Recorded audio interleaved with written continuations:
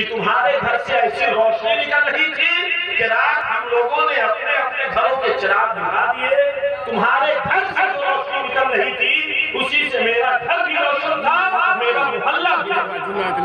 حضرت ایوب انصاری کہتے ہیں کہ رات میں نے اپنے گھر میں چراغ ہی نہیں جلایا۔ تم چراغ جلانے کی بات کرتے ہو، بتی موٹی کرنے کی بات کرتے ہو، رات کو میں نے اپنے گھر میں کوئی چراغ ہی نہیں جلایا۔ میرے گھر عبد المطلب کے پوتے عبداللہ کے بیٹے محمد تشریف لائے ہیں، اور جب سے وہ میرے گھر میں تشریف لائے میرے گھر میں چراغ جلانے کی ضرورت نہیں، بلکہ میرا گھر بھی روشن ہے اور ان کے قدموں کی برکت سے میرا محلہ بھی روشن۔ حضرت ایوب انصاری اور حضرت حلیمہ سعدیہ دونوں کا قول ہے، دونوں فرماتے ہیں کہ جب تک نبی میرے یہاں موجود تھے میں نے کسی رات اپنے گھر میں چراغ نہیں جلایا، میں نے کبھی اپنے گھر میں چراغ نہیں جلایا۔ اللہ اکبر۔ جب یہ خبر عام ہو گئی تو لہذا محلے میں کوئی بیمار پڑتا تو حلیمہ سعدیہ کے ہاں لایا جاتا کہ حلیمہ اس برکت والے بچے کا چہرہ دکھا دو، اس برکت والے بچے کا دیدار کرا دو، حلیمہ اس برکت والے بچوں کی زیارت کرا، بچے کی زیارت کرا دو۔ حضرت حلیمہ سعدیہ نبی کے قدموں کا دھومن رکھ لیتی اور جو جو آتا لہذا اسے بطور تبرک دے دیا۔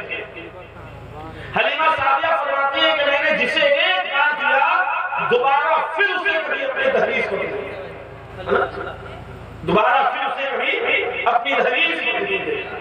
تو لہذا آپ کے پیغمبر جو تشریف لائے، لہذا پوری دنیا سے آپ نے جہالت کا خاتمہ فرمایا، آپ نے انسانوں کو انسان بن کر زندگی گزارنے کا درس دیا۔ ہمیں چاہیے آپوں سے اختلافات کی باتیں ہیں، ایک بھائی کا دشمن، ایک پڑوسی کا دشمن، لہذا ہم نبی کا کلمہ پڑھتے ہیں، نبی پہ نازل کرتا کتاب قرآن شریف کی تلاوت کرتے ہیں، لہذا نبی کو تحفہ معراج کی شکل میں ملنے والی سب سے افضل عبادت نماز کی ادائیگی کرتے ہیں، لیکن ہمارے دلوں سے حسد ختم نہیں ہوتا، ہمارے دلوں سے جلن ختم نہیں ہوتا، ہمارے دلوں سے ایک دوسروں کی حسد اور برائیاں نہیں ختم ہوتی۔ لہذا ہمیں چاہیے کہ ہم نبی کی سیرت کو اپنائیں، ایک دو باتیں برداشت کر لیا کریں۔ میرے پیغمبر کا قول یہ ہے کہ خون جس نے دیا ہے گلشن کو لوگ اس کو سزائیں دیتے ہیں، ہم تو وہ ہیں جو گالیاں کھا کر دشمنوں کو دعائیں دیتے ہیں۔ ہمیں یہ قول اپنانا ہوگا، کوئی پتھر مارے آپ مسکرائیں، لہذا پتھر کا جواب پتھر سنا دے۔ میرے پیغمبر جب 10 سال کے تھے نا، 9-10 سال کے، مکے کے بڑے بڑے سردار یہ کہا کرتے تھے کہ عبداللہ کے بیٹے محمد کو بلاؤ، وہ جو فیصلہ کریں گے ہمیں منظور ہے۔ نبی نے اپنے نبی ہونے کا بھی اعلان نہیں فرمایا، آپ اس وقت بھی نبی تھے جب حضرت آدم کو اللہ نے وجود بھی نہیں دیا، لیکن نبی نے بظاہر اعلان نہیں فرمایا۔ مکے کے بڑے بڑے سرداروں کے درمیان میرے پیغمبر جاتے، آپ کی تشریف 10 سال کی ہوتی اور لوگ کہتے کہ آج کے فیصلے کا جج کون ہوگا، فیصل کون ہوگا، تو اپنوں کی بھی انگلی اٹھتی تھی، غیروں کی بھی انگلی اٹھتی تھی، اور سب کہتے تھے عبداللہ کے بیٹے محمد جو فیصلہ کریں گے وہ ہمیں تسلیم نہیں۔ اور میرے پیغمبر 10 سال کی عمر میں مکے کی سرزمین پر بڑے بڑے خاندانوں کے سردار کے درمیان میرے پیغمبر جو فیصلہ کر دیتے تھے ہر شخص سے سر خم کر کے تسلیم کرتے۔ میرے پیغمبر کو لوگ اپنی امانتوں کا امیر کہا کرتے ہیں، لوگ اپنی امانتیں لے جا کر نبی کے پاس رکھ دیتے تھے اور کہتے تھے عبداللہ کا بیٹا کبھی امانت میں خیانت نہیں کرتا، کبھی جھوٹ نہیں بولتا۔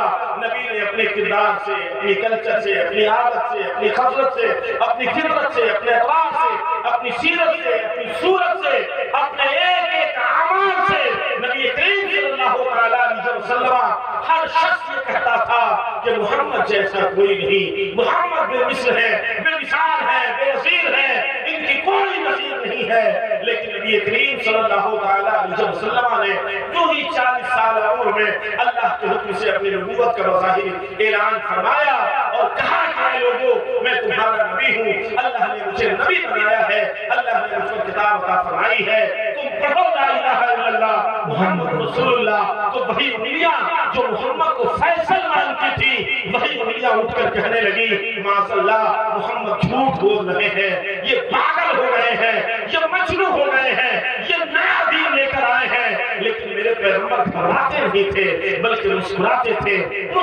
تھے اور مسکرا کر اپنا کام کر رہے تھے. ادھر خدا کی قدرت اپنا کام کر رہی تھی. لہذا پیغمبر اعظم جناب محمد رسول اللہ صلی اللہ علیہ وسلم نے اپنے اعلان نبوت کے بعد 13 سال تک آپ مکہ شریف میں رہے اور کل آپ 53 سال رہے. لیکن اس 13 سالہ زندگی میں میرے پیغمبر کے راستے میں کانٹا بچھایا گیا. میرے پیغمبر جب سجدے میں گئے تو لہذا ان کی اوسنی لا کے رکھ دی جاتی تھی. میرے پیغمبر جب راستے سے گزرتے تھے تو مکے کے شریف بچوں کو نبی کے پیچھے لگا دیا جاتا تھا. لیکن میرے پیغمبر کبھی گھبراتے نہیں تھے. لہذا نبی جب راستے سے گزرتے اور ضعیفہ کانٹا بچھاتی تھی تو حضرت ابو موسیٰ شریف فرماتے ہیں قسم خدا کی میری نسلیں دیکھا کرتی تھی کہ جس راستے پہ کانٹا بچھا ہوتا تھا اگر پیغمبر چاہتے تو کانٹے سے بچ کے راستہ طے کر سکتے تھے. لیکن پیغمبر نے کبھی کانٹے سے بچنے کی کوشش نہیں کی. حضرت ابو موسیٰ شریف فرماتے ہیں کہ میرے نبی جس وقت کانٹے پہ اپنا قدم رکھتے تھے تو کانٹے کا مزاج یہ ہے کہ کانٹا چبھا کرتا ہے. لیکن پیغمبر کا قدم جب کانٹے پہ پڑتا تھا تو کانٹے نبی کو چبھتے نہیں تھے بلکہ ابو موسیٰ شریف فرماتے ہیں میری نظریں دیکھ رہی تھی کہ پیغمبر کے قدموں کو کانٹے چوم لیا. میرے پیغمبر نے کانٹوں کا مزاج بدلا, انسانیت کا مزاج بدلا, کانٹوں کا مزاج بدلا. میرے پیغمبر نے پتھر پہ قدم رکھا تو لہذا پتھر بھی نقش قدم لے لیتا ہے. لہذا میرے پیغمبر نے پتھروں کا مزاج بدلا ہے. ہم اس نبی کے ماننے والے ہیں, اس نبی کا کلمہ پڑھنے والے ہیں. لہذا ہمیں چاہیے کہ ہم آپس میں اتحاد پیدا کریں, آپس میں اتفاق پیدا کریں. جو ماں باپ بڑی محنت و مشقت کے بعد ہماری پرورش کرتے ہیں, عید کے دن بھی ہوائی سلیپر چپل پہن کے ایک باپ عیدگاہ جاتا ہے, پھٹی ہوئی بنڈی پھٹی ہوئی کنچی پہن کے عیدگاہ جاتا ہے, لیکن اپنے بیٹے کو سب سے اچھا سوپر کپڑا دوستوں کے درمیان پہنا کر بھیجتا ہے. وہی شہزادے آج جب 25-20 سال کے ہوتے ہیں تو اپنے باپ سے کہتے ہیں آپ نے میرے لیے کیا کیا ہے. میرے دوستوں ماں باپ کی خدمت کیجئے, پیغمبر کی زندگی آپ پڑھیں, پیغمبر کی آپ سیرت پڑھیں. ماں باپ نے آج جتنی شفقتیں آپ اپنی اولادوں پہ قربان کر رہے ہیں, آپ کے ماں باپ نے بھی کبھی آپ سے اتنا ہی پیار کیا ہوگا. آپ بازار سے آتے ہیں, آپ کا بیٹا مٹی سے کھیلتا ہے, آپ یہ نہیں دیکھتے کہ میرے بیٹے کے جسم پہ مٹی لگی ہے بلکہ اسے اٹھاتے ہیں, لاڈو پیار کرتے ہیں, کبھی اس کی پیشانی کبھی اس کی ہتھیلی کا بوسہ لیتے ہیں. آپ اپنا بچپنا یاد کریں, آپ بھی بچے رہے ہوں گے, آپ کے باپ نے بھی آپ کی پیشانی کا بوسہ لیا ہوگا, آپ کی ماں نے بھی بے انتہا قربانیاں پیش کی ہیں. اس لیے ماں باپ کو فراموش نہ کرو. بزرگوں کی بارگاہ میں چادریں بعد میں چڑھائیں, پہلے اپنے گھر میں ماں باپ کو راضی اور خوش کریں. اگر آپ کے گھر میں, ہمارے گھر میں ہمارے ماں باپ ہمارے والدین راضی نہیں تو کوئی بزرگ آپ کی حاضری اور آپ کی چادر قبول نہیں کریں گے. اس لیے پہلے ماں باپ کو خوش کریں, اس کے بعد بزرگوں کی بارگاہ میں. اس لیے بہت ضروری ہے کہ پیغمبر کی سیرت پڑھیں. بہت اچھا الحمدللہ قاری احمد حسن صاحب اللہ عزیزی دعوت القدسیہ نے یہ حوصلہ کیا, یہ جذبہ کیا, اور یہ حوصلہ کس پر آپ پر کیا. آپ نے قدم بقدم ملا کر ان کا ساتھ دیا, اور ہم سب انہیں حوصلہ دیتے ہیں کہ آپ گھبرائیں نہیں, کہ آپ کے جلسے میں بہت کم لوگ آئے تھے, بلکہ آپ خوش ہوں کہ جلسے میں جتنی کرسیاں خالی تھی اللہ کے فرشتوں کی جماعت آئی. جہاں اللہ کی تعریف ہوتی ہے, جہاں اللہ کا ذکر ہوتا ہے, اللہ کے رسول کا ذکر ہوتا ہے, لہذا وہاں فرشتے اپنا نوری پر بچھا دیا کرتے ہیں. اس لیے حوصلہ کم نہ کریں. لہذا ایک لفظ بھی اگر اللہ قبول فرما لے تو لہذا ہم سب کی بخشش و نجات کے لیے کافی شافی اور کافی ہے. اور اس بات پر یقین نہیں بلکہ اس بات کا میں ضامن ہوں کہ آپ جلسوں میں بڑے خطیب کو اس لیے بلاتے ہیں کہ جلسہ کامیاب ہو, اچھا اناؤنسر اس لیے چنتے ہیں کہ جلسہ کامیاب ہو, بڑا اور اچھا شاعر اس لیے بلاتے ہیں کہ جلسہ کامیاب ہو, بڑے شاعر, بڑے خطیب, بڑا نقیب, یہ سب جلسے کے کامیابیوں کے ضامن ہوتے ہیں. لیکن جب تک کوئی شہزادہ حضور حافظ ملت آ جائے تو جلسہ کامیاب نہیں ہوگا بلکہ جلسہ اللہ کی بارگاہ میں قبول ہوگا, نعرہ تکبیر مقبول ہوگا. آپ ایسی شخصیت کو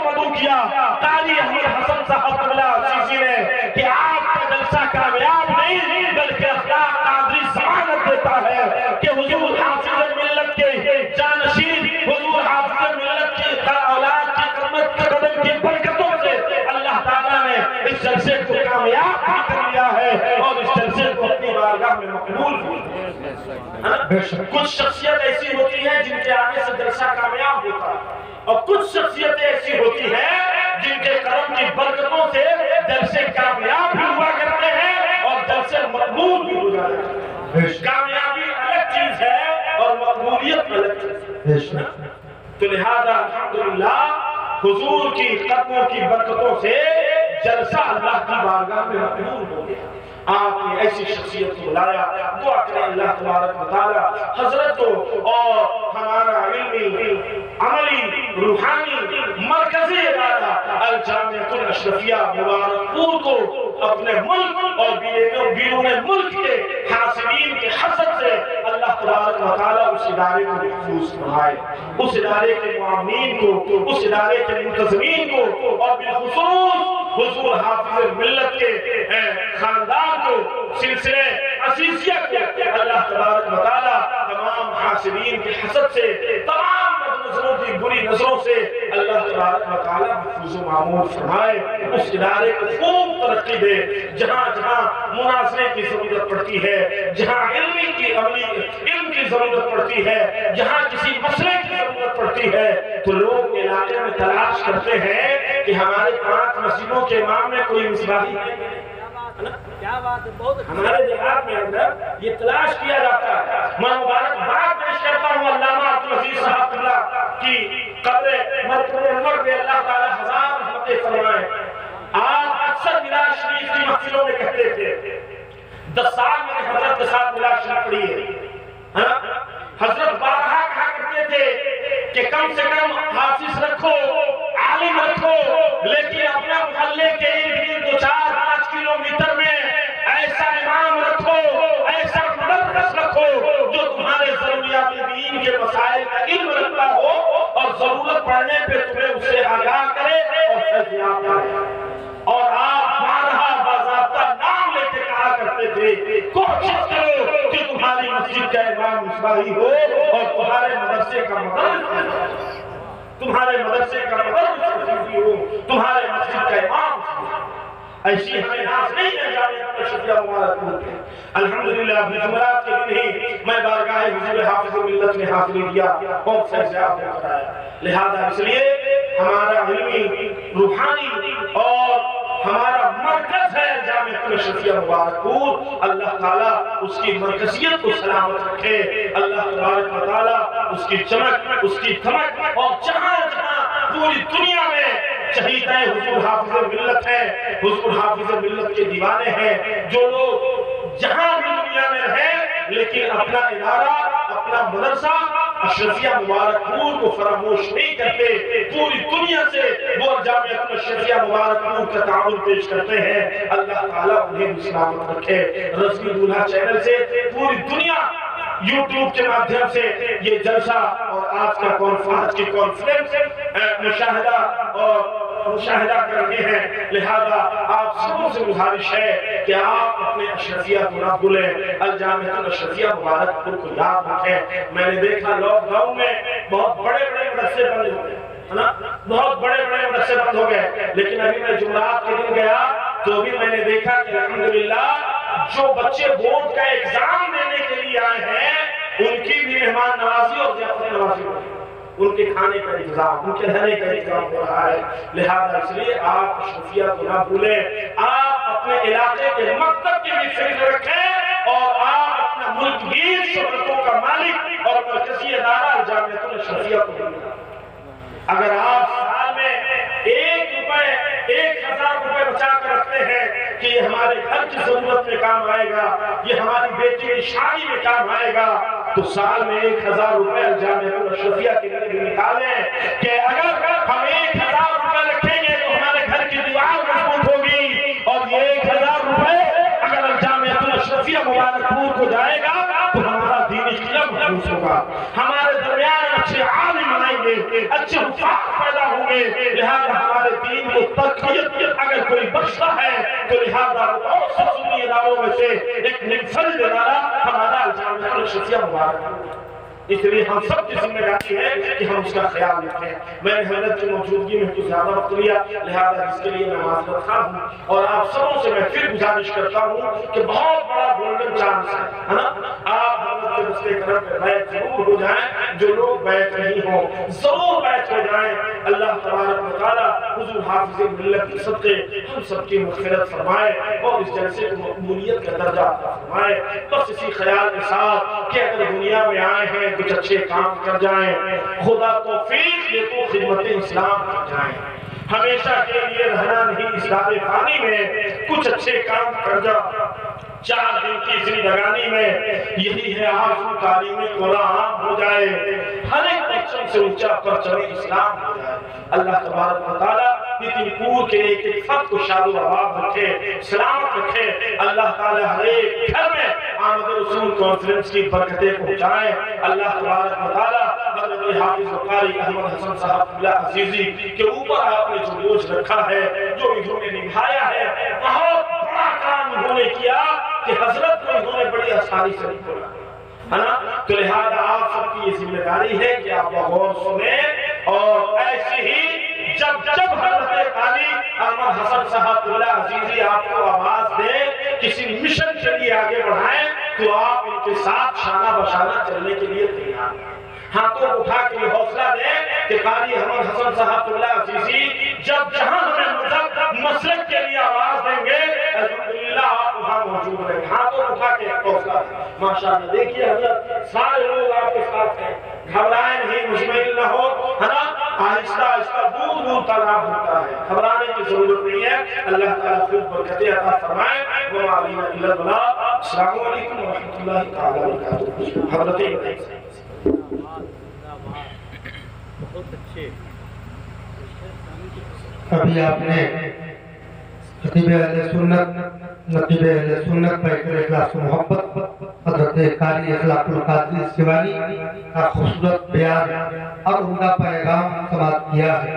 اللہ تعالیٰ ان کی عمر میں برکتیں عطا فرمائے، آمین ثم آمین۔ ممبر نور پہ سرپرست جلسہ جناب حافظ محمد حسین صاحب اللہ تشریف رکھتے ہیں، اور جلسے کی قیادت حضرت حافظ جاوید صاحب فرما رہے ہیں، تشریف رکھتے ہیں۔ پھر اس میں ایک نام باقی ہے، میں چاہتا ہوں کہ ان کو بھی حاضر کر دوں اور آپ کے سامنے پیش کر دوں۔ جناب دانش رضا اشہر کو میں دعوت الخان دینے جا رہا ہوں، آپ کے سامنے کنشر لے کر آ رہے ہیں، نعت نبی پہ